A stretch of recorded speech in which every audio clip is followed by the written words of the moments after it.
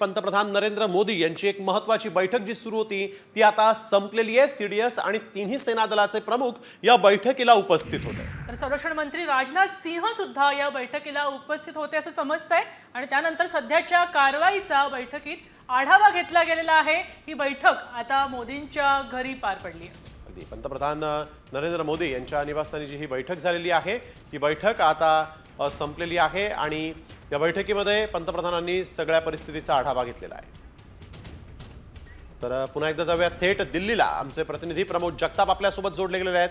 प्रमोद, आपण बघतोय ही बैठक जी पंतप्रधानांनी बोलावली होती ती बैठक संपलेली आहे। काय नेमका या बैठकीचा अजेंडा होता, काही माहिती समोर आलेली आहे का?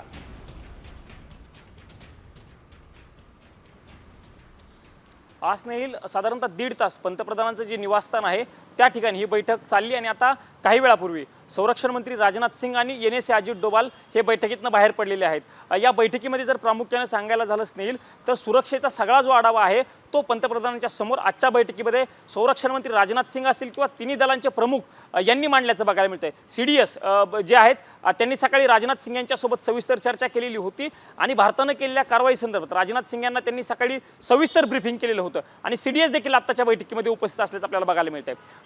भारताच्या पद्धतीनं किंवा भारताकडनं काय काय तयारी आहे प्रामुख्याने जर सांगायचं झालं तर पाकिस्तानकडनं जे सीमावर्ती भाग आहेत राजस्थान असेल, पंजाब असेल, गुजरातचा काही भाग असेल किंवा जम्मू काश्मीर असेल या बॉर्डरच्या भागावरती खूप मोठ्या प्रमाणावरती अजूनही गोळीबार सुरू असल्याचं आपल्याला बघायला मिळतं किंवा ड्रोन्स त्या भागामध्ये जास्त प्रमाणामध्ये पाठवले जात आहेत। त्या अनुषंगानं सविस्तर माहिती जी आहे ती पंतप्रधानांना आजच्या बैठकीमध्ये राजनाथ सिंह आणि संरक्षण दलाच्या वतीनं दिली गेली।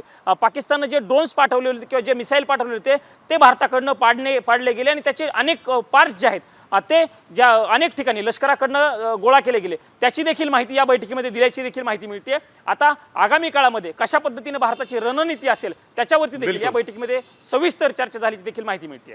अगदी धन्यवाद प्रमोद, आपण दिलेल्या सविस्तर माहितीसाठी। दिल्लीत घडणाऱ्या सगळ्या घडामोडी ज्या आहेत त्या आम्ही वेळोवेळी तुमच्याकडून जाणून घेणार आहोत। तुर्तास धन्यवाद आपण दिलेल्या सविस्तर माहितीसाठी। तर आपण बघतोय मोदींच्या घरी महत्त्वाची बैठक पार पडलेली आहे। CDS आणि तिन्ही सेना दलाचे प्रमुख या बैठकीमध्ये उपस्थित होते।